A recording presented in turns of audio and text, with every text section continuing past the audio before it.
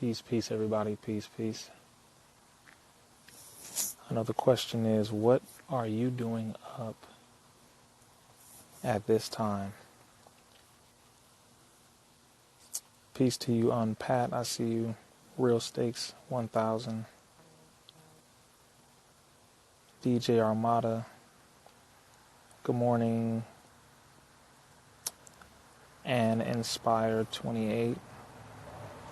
S_Howard 4. Peace, peace. Peace, family. I'm up very late / very early. Up very late / very early.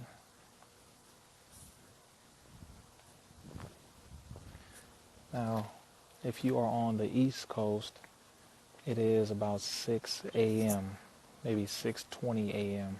on the East Coast. West Coast is 3:18, 3:20 a.m. on the West Coast. If you're in Portugal, good to hear that. Start work at 4. Okay, we got some graveyard shifters on the line right now. A lot of y'all working graveyard shifts, so you understand. I appreciate that, Samuel. I appreciate that. My family in New York, I see you. Chicago is 5:18 in Chicago, Chi-Town. This is true. Aisha, you getting ready to do your bus route. Yeah, people who are up at this time are normally doing security, or they're doing transportation for either the MTA bus or train system, or even to a degree some people who handle mail or who work in commercialized kitchen and construction. I'm up thinking. My mind moves very fast, and sometimes I have to be up and think. I gotta think. I have a lot of thinking to do because there's a lot of work to be done, so my mind is constantly moving. Constantly. Some of you understand what I mean by that. I don't start work until 9. I'm always up at 6. Oh yeah, I feel you. Yes, I'm up taking kids to school. That's another thing. Parents. If you are a parent, a lot of you are up early dealing with your young little ones. I don't have any children yet, but I do want children one day, of course. What's some steps to stay disciplined? Focus on the purpose that you have found for yourself. So number 1, you find your purpose. You find your purpose. Many people don't know what their purpose is, so that's the first thing you do. Number 2, once you find your purpose, you have to look at what it is you need to do to maintain that purpose. So you have 3 parts: be, do, and have. What is your purpose? What do you want to be to successfully live out that purpose? What you want to be will determine what it is that you have to do. So then you have to look at all the steps and things that you must do. Exercise, train, study, invest your money, whatever these things are. Then that will tell you, or that will help you to get what it is that you want to have. Be, do, have. Look at what you want to have. That will tell you what you need to do. And what you do will be dictated by what you want to be. And what you are going to be is what will help you to live out your purpose. You practice those steps. Be, do, have. Let no one take you off course. Some of the biggest problems you will have. Do I sleep in a suit? No, I don't. I have a suit on right now with my trench coat on. Full trench coat. Because I'm outside thinking.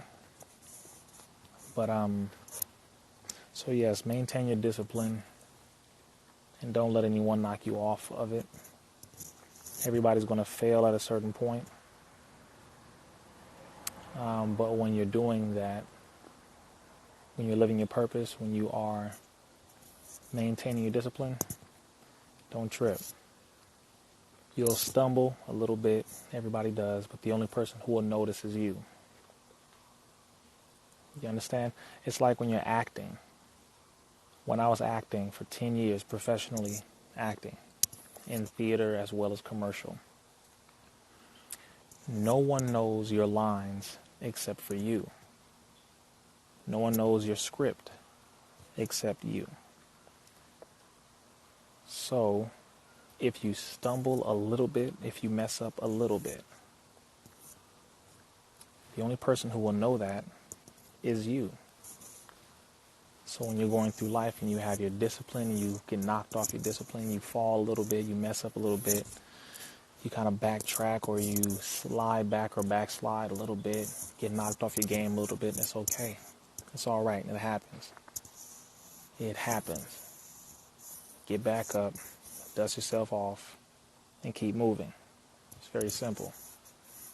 I'm 29. It took me some time to get where I am right now.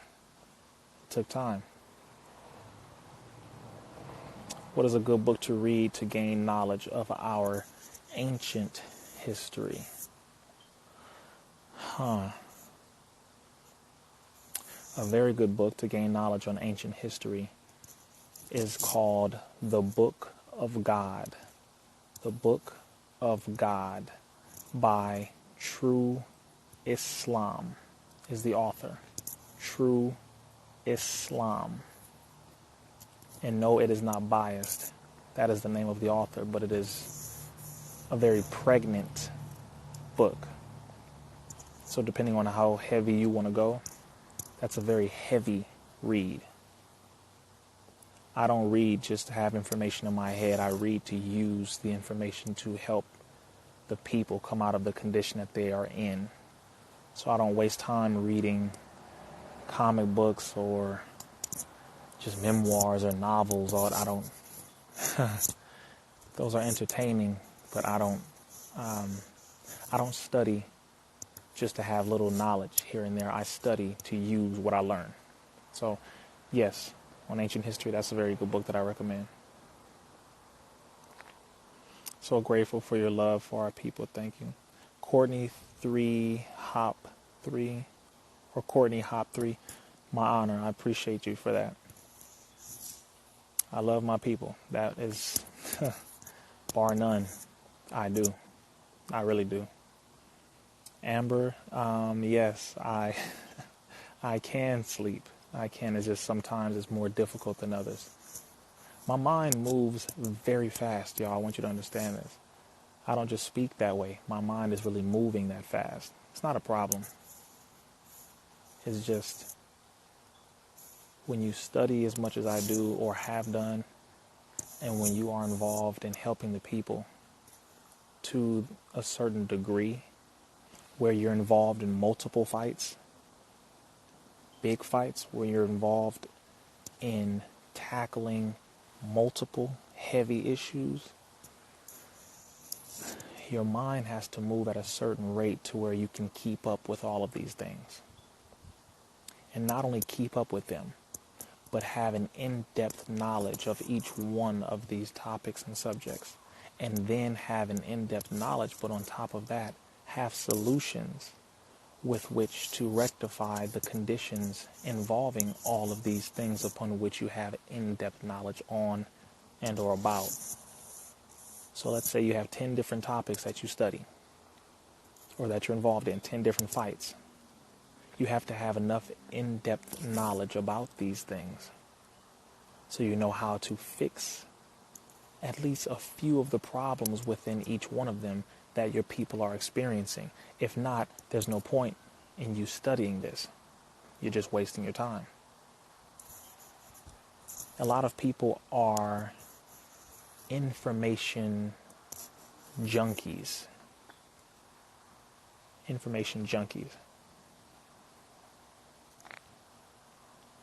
Okay? What I mean by that is a lot of people become drunk on information. They just love getting more and more information. They don't gain the knowledge and then study and dissect it so that they can apply it. They gain the information just to say, oh, look at what I know. And it's like, oh, really? You know that? Okay. How can you use that? How can you apply that? Once you ask them that, they start looking at you like you're crazy. Find a purpose for why you learn what you learn. I don't get up here just to say, oh, I know this. You never hear me say, well, I know this. I know that.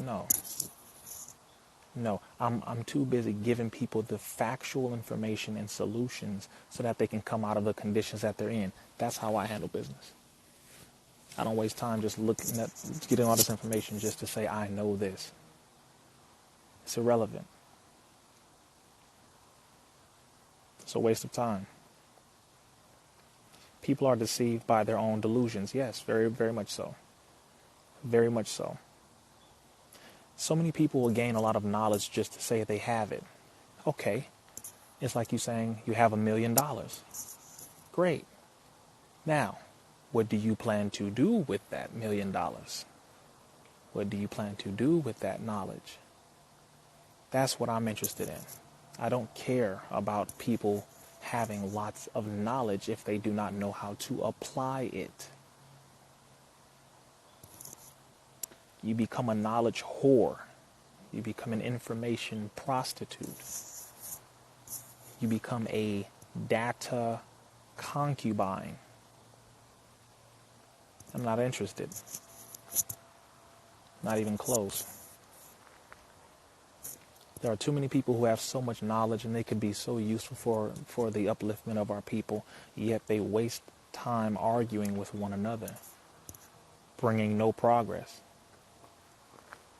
Very, very simple.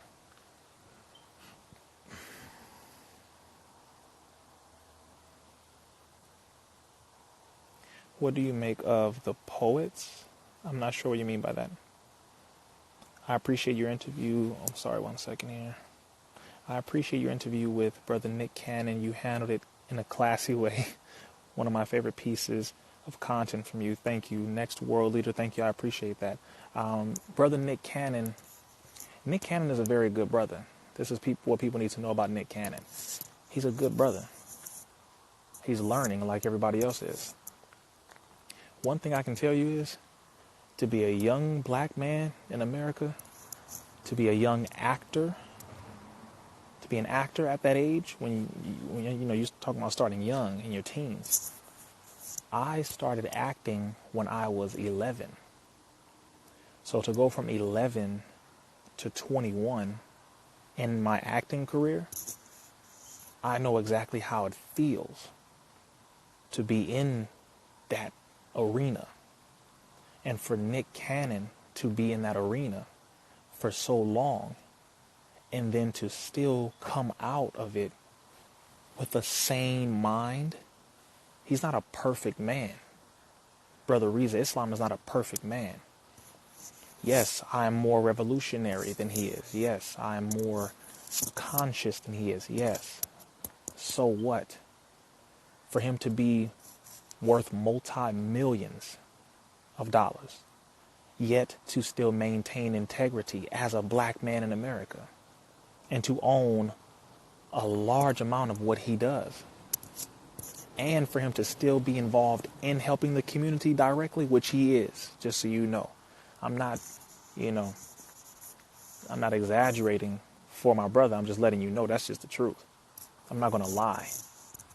So I tip my hat to that brother because he brought me onto his platform, which is very dangerous, if you understand.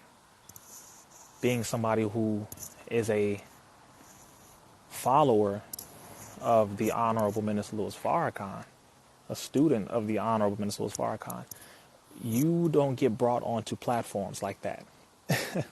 For me to get brought onto TMZ with Van Lathan, for me to get brought on to Sway in the morning recently, for me to get brought on to Nick Cannon's class, for me to get brought on to This Is 50 with Jack Thriller, for me to get brought on to The Breakfast Club, which is coming up in the next couple weeks. Ricky Smiley, next couple weeks.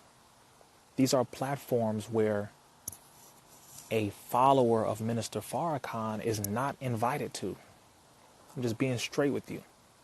That's why I'm the first that you see on all these platforms, with the exception of The Breakfast Club. The minister was brought on there, Dr. Wesley, Brother Ishmael. So my point is, with Nick Cannon, I respect my brother because he still does good work in the community. I definitely respect him for that. And I told him straight to his face. I told him straight, I'm going to let y'all know this is some inside information so you can understand. Not inside, it's not really secret. It's just something that I want you to know so you can understand. I told Nick Cannon, I said, brother, I said, I appreciate your integrity because most would never come close to one of us. You understand? Most would never come close to one of us because they are afraid of their platform being shut down. And Nick Cannon said, brother, he said, no, I appreciate you.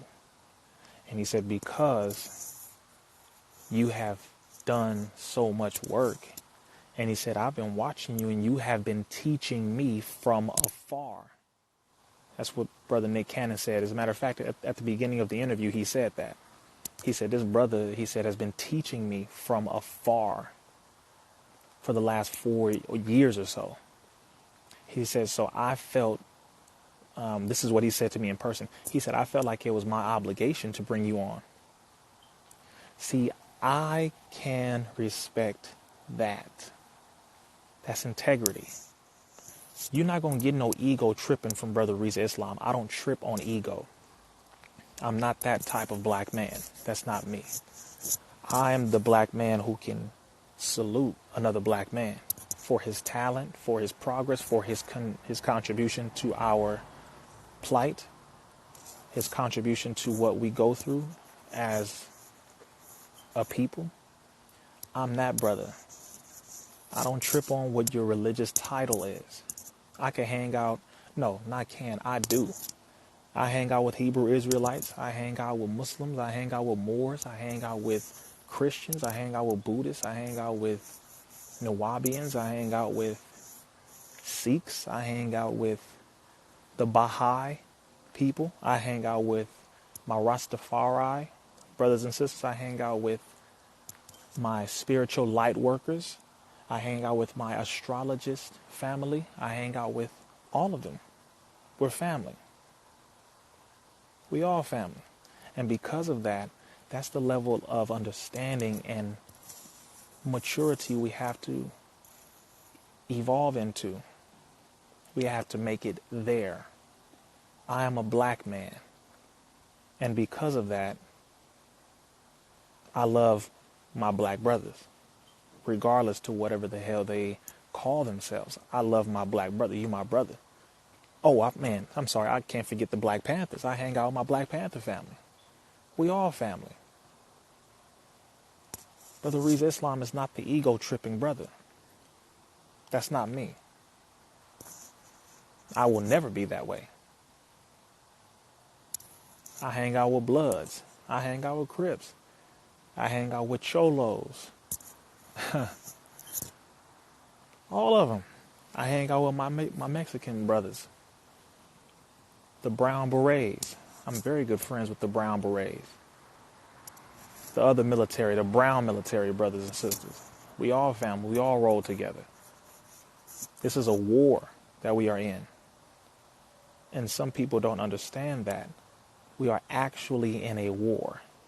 To some people it's silent. To others it is quite loud. To people who are awake, they see everything. So I love my people.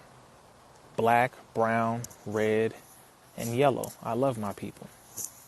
I have a high level of appreciation for Caucasian people who do the right thing. I can salute that. Tip my hat to that. I'm a well-balanced brother. I strive to be that every day. So, yeah, well, yeah, it is a spiritual war, but it's a physical war too. Don't get it twisted. It's spiritual, but it is also very physical, quite physical. Wa alaikum salam. You're teaching me as well as the way from Chicago to Minnesota. Aquarius underscore God 44. I appreciate that. Nick is channeling Moorish energy. Yeah, he's learning. One day the brother will have the cap on. One day he won't. One day he'll have short hair. One day he'll have long hair. Brother's learning, like we all are. I hang out with my books, constantly loving life. That's right. We are all different shades of brown. That's what the white man, which they are red Edomite, are the true. Let me say this about the Caucasian. Let me say this so we can understand. Different shades of brown. I understand. When you're referring to pigmentation, yes, you have a specific point. However, when you are referring to genetics, there is another. When you're dealing with the color code system, people want to go into white, and they say, well, white, the term white didn't really exist until the 16, 17, 1800s, etc., etc. The classification didn't exist until then. Classification is different. Good to see you, sister. Underscore simply Lux. Akon. Shalom to my Hebrew Israelite family. Ramadan Kareem. I hate only their mindset of being rulers over us. Let me say this about the Caucasian, okay? Let me just say this. When you're dealing with the color code system, okay, those of you who don't know need to know. You have something called the color code classification system, where some say the term Caucasian did not originate until two Caucasian or white men came up with that term. One by the name of Carl von Linnaeus. Another named Johann Friedrich Blumenbach. Again, Carl von Linnaeus and Johann Friedrich Blumenbach. However, when we are saying Caucasian, we are referring to the original non-melanated Edomite cave dweller. This is the Caucasian white person who lived inside of the hills and cave sides of Europe. They were named after the Caucasus region in southeastern Asia. The Caucasus Mountains. Okay? So make sure this is very clear. The Caucasus Mountains, which there is a group of people who still live in that area, and they walk on their all fours. Right now, there is a group of white people, Caucasian people, who live not far from the Caucasus Mountains, and they walk on their all fours. They walk on their hands and their feet right now, the same way they used to when they lived inside of the caves. I don't want to go too deep into that history, but in the Holy Quran, for those who are celebrating Ramadan, the Holy Quran, I believe it's chapter 18. But it is titled People of the Cave, or it's titled The Cave. And it goes into the history of the Caucasian. This is in the Holy Quran. It talks about it. It talks about those who lived in the cave. You ever noticed, this is just history, okay? This is not racism, it is simply history. Have you ever noticed that Caucasians or white people, when they eat meat, a lot of them eat their steak medium rare, still with blood in it, yes? White people, for the majority, do not know how to season food, okay? Oh, 1 second. Before I finish that, somebody said the hills have eyes. Yes, The Hills Have Eyes was actually a true story. Now, I'm not going to creep you out, but The Hills Have Eyes is a movie based on a real family called the Bean family. The Bean family. You should check that out and look that up. But a family who suffered a major accident and they became cannibals. They were, yeah, just look that up. The Hills Have Eyes is based on the Bean family. Okay, so check that out. But Caucasian people or white people for the majority do not know how to season food. They eat their meat raw, close to raw as possible, still with blood in it. Why is that? One, when they were inside of the cave, when they lived in the caves, it was very cold. It was damp and it was icy. So they ate whatever crawled on the wall. And they would eat it raw because you can't create fire inside of cold, damp areas. A fire won't exist. The particles in the air are moving very slow because it is cold and therefore there's not that much oxygen for a fire to breathe. So when they lived in the caves, they would eat whatever crawled on the walls. They would eat it raw. Okay, point number one. Point number two, seasons and herbs and spices don't grow in ice. So they did not know how to season their food because where they were living, spices don't grow. Spices and herbs and seasonings and all of these things grow outside of the cave in the wilderness, in the heat and the climate that we lived in.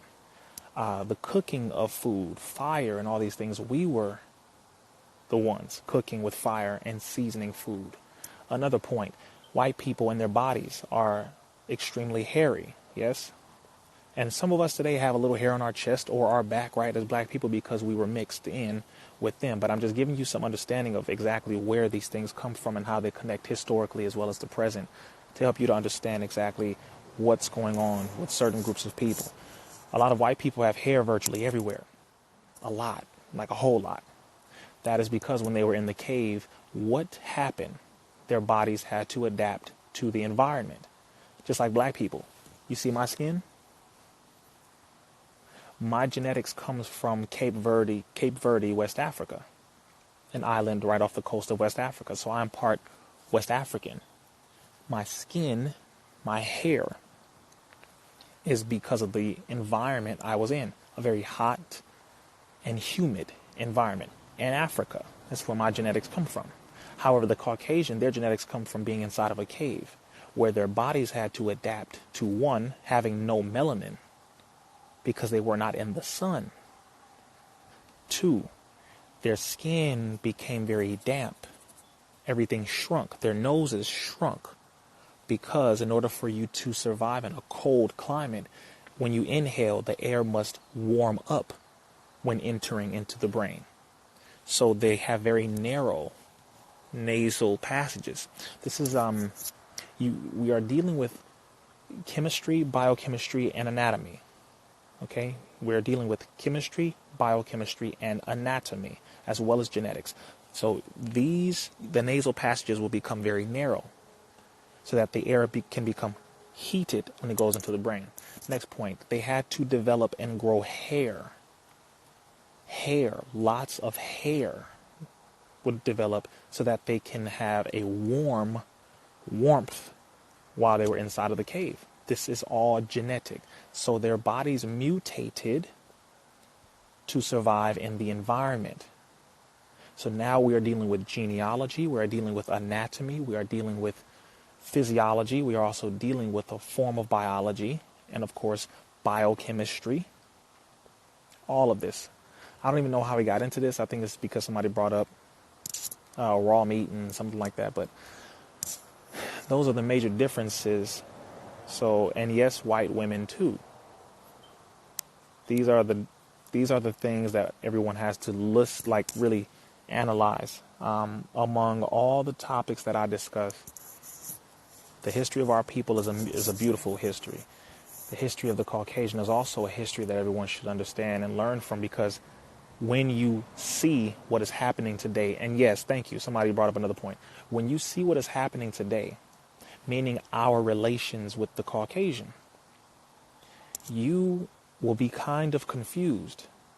But the interesting point to understand and to note is that idea of superiority, that idea of high anger and impulsive drive, low level of logic, intense impulsive drive that the Caucasian has, primarily the Caucasian male, comes from them being in the cave, killing whatever crawled around.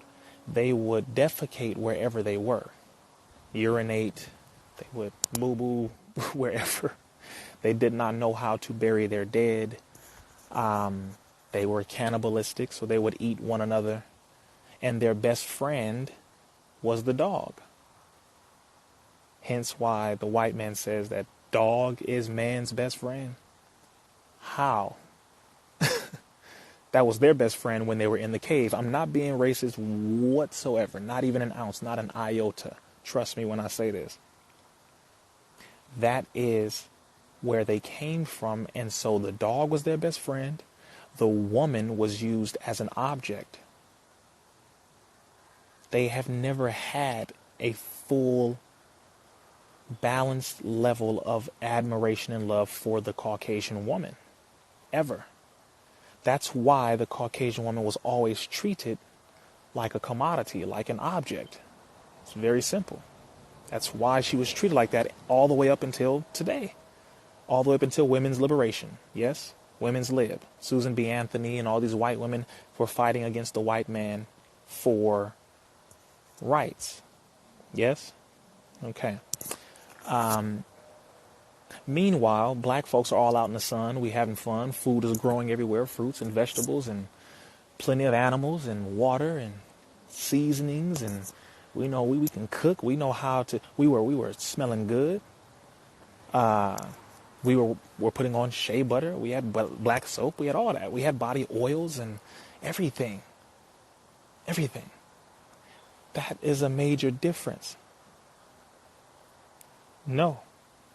This man said black people can't be racist. No, we can't. And I don't think that's a debate you ever want to go into. But just in case you even want to start or go in from the outset on that debate, number one, racism means prejudice plus power. One, I'm not prejudging anything. I'm describing historical facts, data, and accurate analysis.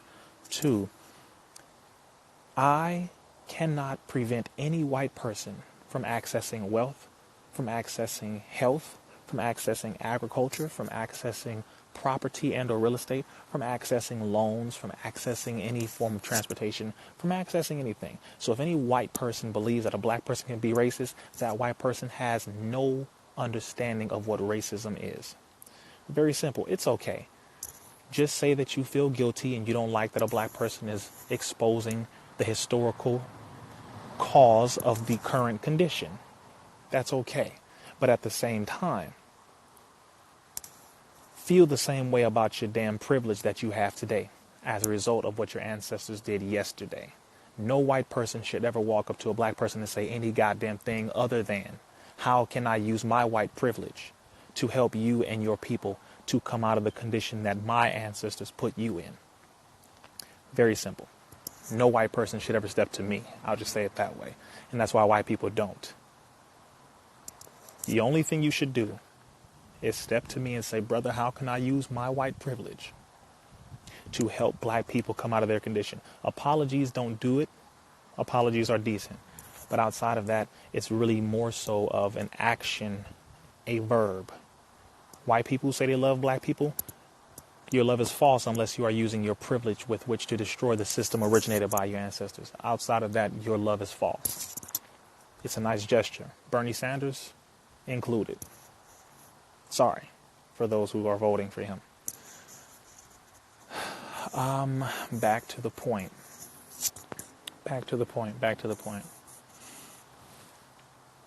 When you are dealing with learning about who you are, just so you can understand this here, when you're learning about who you are, you will upset people. You will upset a lot of people. Brother Rizza, Islam in no way is racist. Oh, of course not. I just love the fact that I'm a black man and I know what the essence of being a black man truly means. I'm happy to know that I'm not just a nigga. I'm so thankful to know that I'm not a thug. I'm so happy to know what a true original Crip really is. To know where I've come from, where my people have come from, and what we are capable of. And to know that through everything that we have been through, we are still here. Boy, I'm happy. I'm very happy. And I thank Allah every day. No police officer should make you afraid. Ever. As a matter of fact, the good police officers, and they exist. I know some of y'all are like, ain't no goddamn good police officers. No, it's just the majority of the good ones don't say anything about the actions of the bad ones. So it's very difficult for us to see the reality that there possibly are some good ones because they be hiding so goddamn much. And they should speak up more.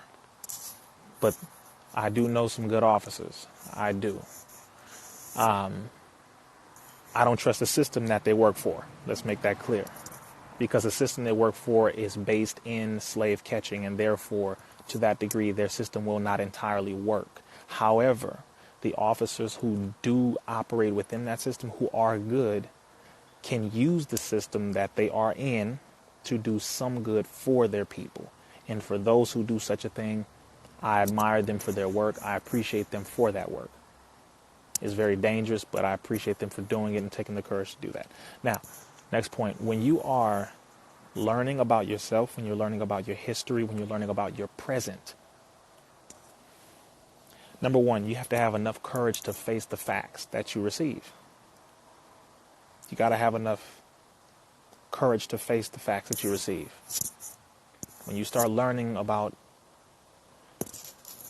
your history and to learn that you were actual royalty. When people say, oh, we were kings and queens, most people don't know 2 or 3 kings that they can name. 2 or 3 queens that they can name in history. Many of us don't know about Queen Hypatia, Queen Nzinga, Queen Madam Tinubu. Of course, some of you can think about King Shaka Zulu. Some of you can think about, and the Haitian Revolution and Toussaint Louverture, but many of you may not know about Bilal, Ibn Bilal. Many of you may not know about Bookman. Many may not know of so many kings. Mansa Musa, most wealthiest man to ever live. You have to learn this stuff. And as a matter of fact, not only should you learn it, but you should teach it. And you have to teach it in such a way that is so uncompromising that it does upset someone. The goal should be to educate, uplift, and to inject a level of certainty in your people to where they feel solid. They feel comfortable knowing who they are. They feel extremely, overwhelmingly happy knowing who they are. And by knowing who you are, it does not mean that you subjugate others. You don't do that. We don't use our blackness to put everybody else down. I'm not with that.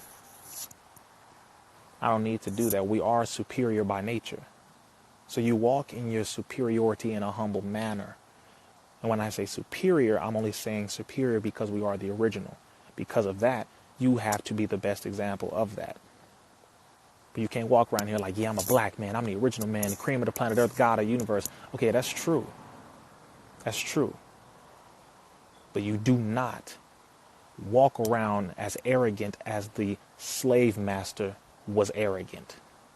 And then try to make it seem as though you're not like the slave master when you are.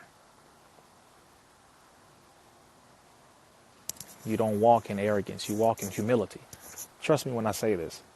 Every room that I walk into, this is what Minister Farrakhan said. They said, Brother Farrakhan, how can you be so comfortable wherever you go, man? How do you maintain that good energy? Because, man, there's so much negativity going on and so many negative things people say about you. And how do you maintain that good energy? He said, Wherever I go, I bring my own atmosphere. I said, yo, okay, I can vibe with that. That was perfect. So when I walk into a room, I bring my own atmosphere and it works. I step in the room and I know myself. I know who I am. But at the same time, I'm intrigued and I'm interested in learning about everyone else in the room. I am more interested in learning about you than I'm interested in telling you about me. Believe it or not. Yes, I've met the Honorable Millineals Farrakhan multiple times. I'm honored to say that, by the way. I'm very thankful and honored to say that. I'd say that about any of our greats. He is the last great that we have living, with the exception of a few scholars and you know, we have some greats living. Sister Angela Davis, I met her. But yes, I met him. When you start to learn so much and your intelligence rises to a certain level and degree to where you are seen as a threat, that is when you know you must walk in a humble manner. You have to. Humility does not mean weakness. Let's make this very clear. Humility never equates to weakness. Humility equates to self-awareness. This is what humility equates to. A person who is humble is a person who is aware of their own shortcomings and their own defects. I know where I am weak at. That is what humility means. It means you know and you are aware of what your weaknesses are. As a matter of fact, you're aware that you have weaknesses. That's what humility is. You're aware that you have weaknesses that you must strengthen and improve on. That's a humble person. A person that don't just walk around like they perfect all the goddamn time.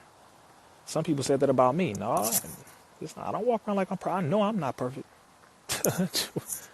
I know I'm not perfect. The difference is I am who I am.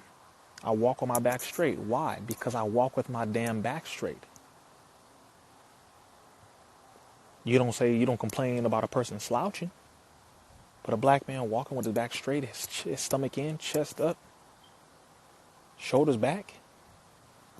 You damn right. That's how my ancestors walked. With no oppression in their back. I don't walk with oppression in my back. Why should I? People look at you and they judge you based off of what they see first, long before what they hear come out of your mouth.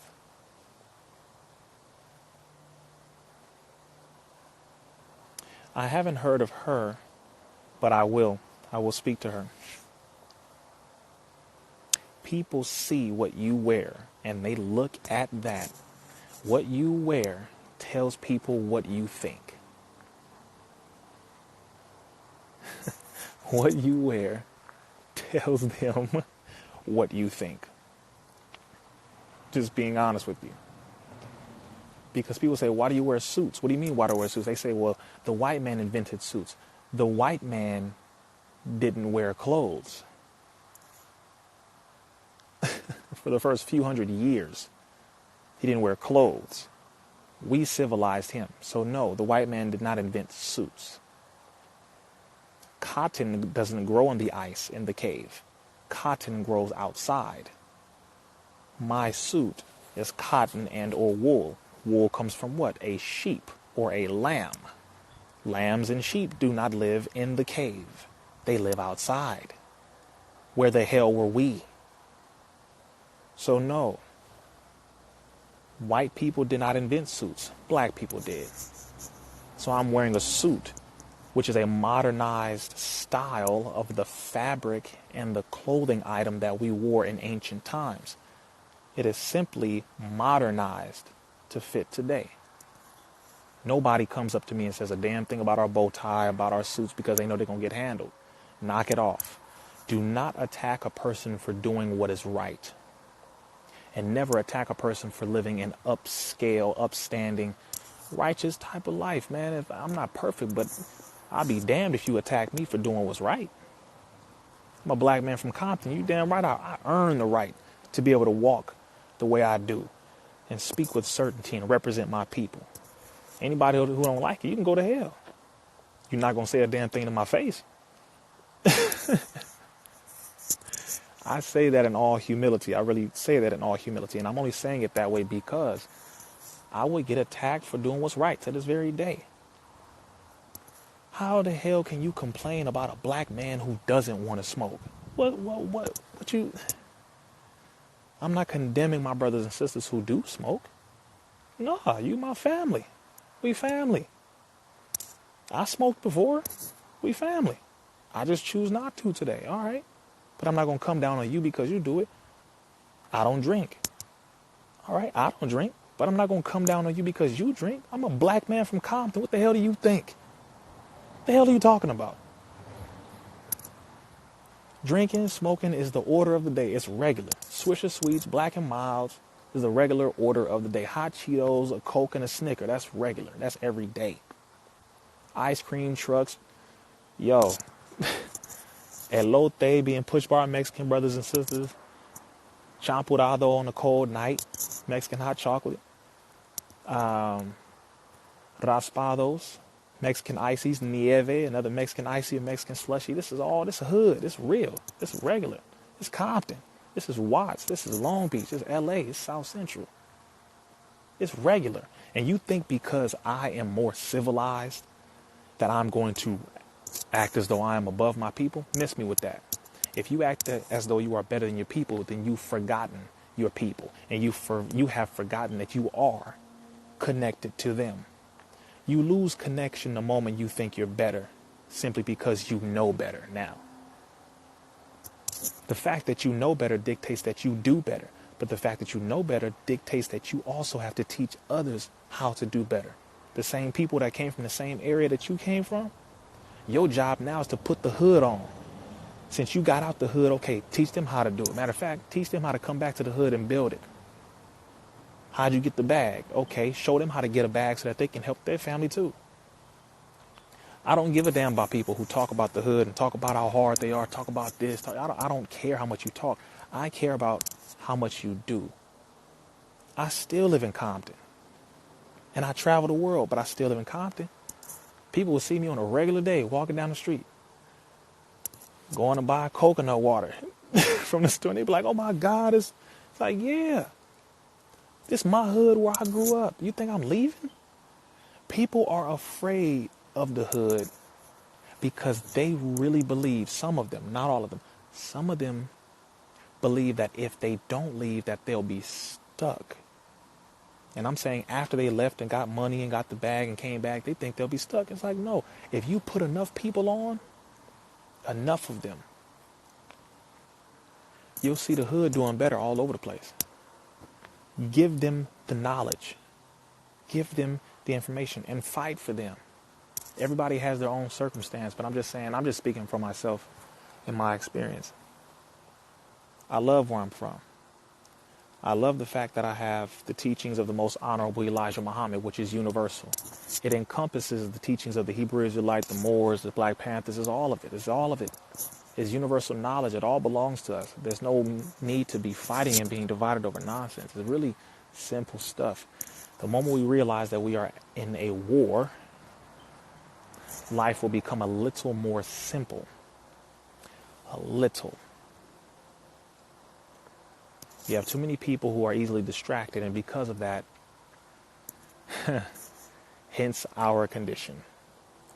You're not going to see Brother Rizza Islam recording a police officer slamming a black woman down.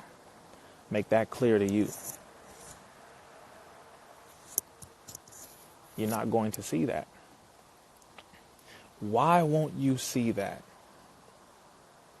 Why?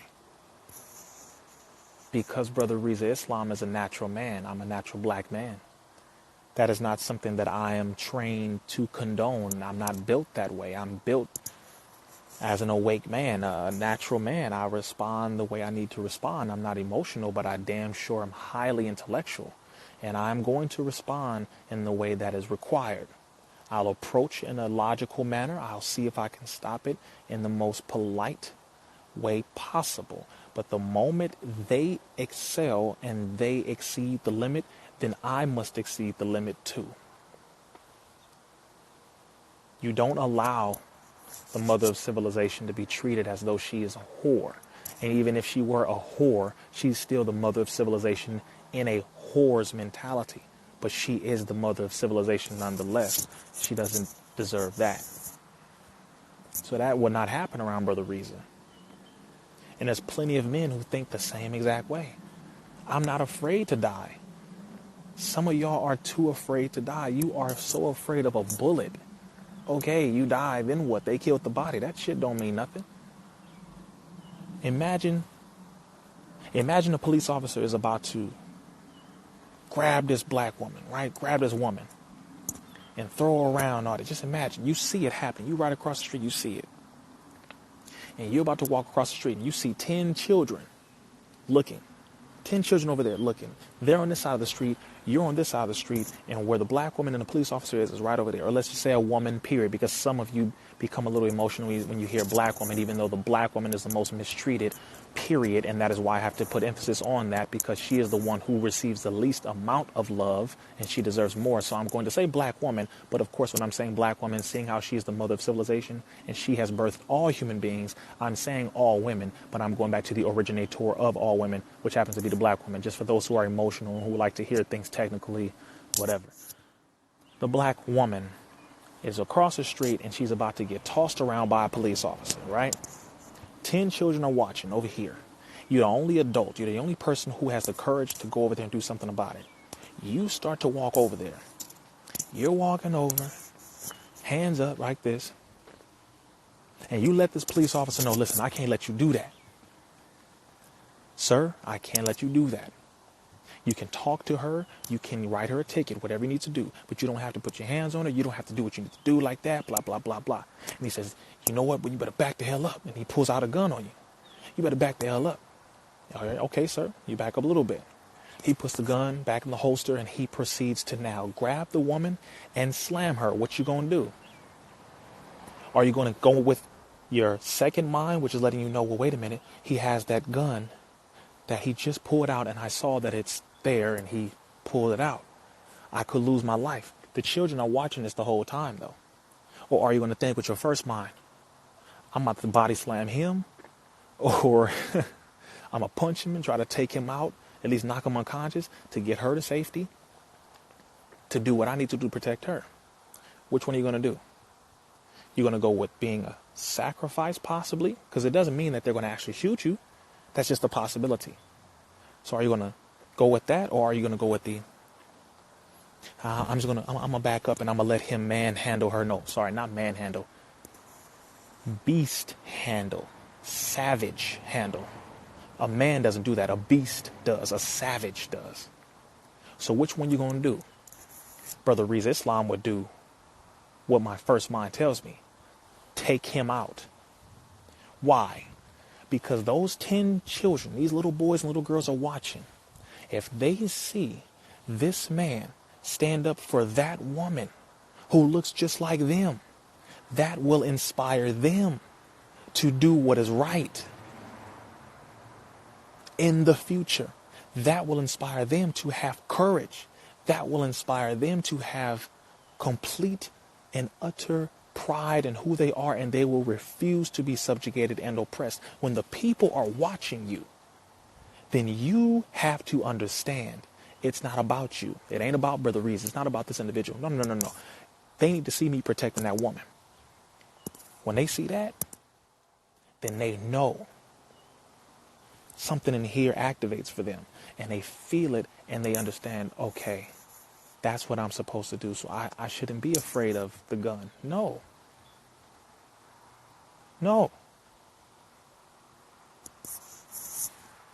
I've had a gun pulled out on me multiple times. I'm not afraid of a gun. The white man uses the gun because he doesn't have enough power alone. He needs a gun. He needs it. It's not. This is something we all need to understand. He needs it because the gun is an extension of his lack of certainty in his raw strength. So he needs the gun. He uses that to scare you. But if you're not afraid, then what? Then what? Then what? I'm just telling you, I really want you to all understand this. The reason why they don't run up on the nation and they don't run up on Muslims is because they know we don't fear guns. Last time the police ran up on us, we beat their ass. As simple as that. I'm not exaggerating. I'm not being funny. I'm being extremely serious. Every time they tried to raid a mosque, Nation of Islam mosque, the police, they raided one in Compton before, they raided LA before, they raided Chicago before, they've raided multiple mosques before. Every time. They got whooped. They got whooped. Why? We fear nothing and no one but Allah, God. You are dealing with minded men who are of an original nature. We don't have that type of fear. I don't understand. What is fear? I don't get that. What is that? Oh, a gun? Sorry. Doesn't scare me. Okay. What, the worst thing you can do is kill my body? I don't die. And I don't die. You killed the body. Okay, great. See, once you get over that, once you get to that level of thinking, you will protect a black woman without a second thought. Nobody will have to tell you. You just do it. You will give the phone to somebody else to record. You'll say, here, look, you want to do something? Here, record, bro, here. And go handle business. Simple as that. Stop sharing videos of a black woman being treated the way we don't want anybody to treat her. Share the videos of us, of black men standing up for that woman, protecting the black woman. Put more videos out like that. You know why? It trains the mind. To see a black man stand up for a black woman and survive inspires black children. To see a black man stand up for a black woman and survive inspires black children. Inspires other black men. Inspires other black women. Black women, let us protect you. I'm going to say this again for the sisters. Let us. It does not mean you are less than a woman or less of a woman. No, it means you are more of a woman. Why? Do you know why black men have to protect you? Let me say this to everybody, including my sisters in the LGBT community, including my sisters who are lesbian. I love you regardless. Do you know why we have to protect you? We're obligated. Because if you die, an entire nation is gone. But if we die, an individual is gone. Do you understand? You are far more important than you could ever imagine. We are obligated by God to protect you because we are protecting a nation whenever we are protecting a woman. Simple as that. You birthed the entire future of our people. You are the investment. You are the greatest investment of us. Why in the hell would I allow somebody to come and attack my investment? No, I'll die before my investment dies. That is my future of my people.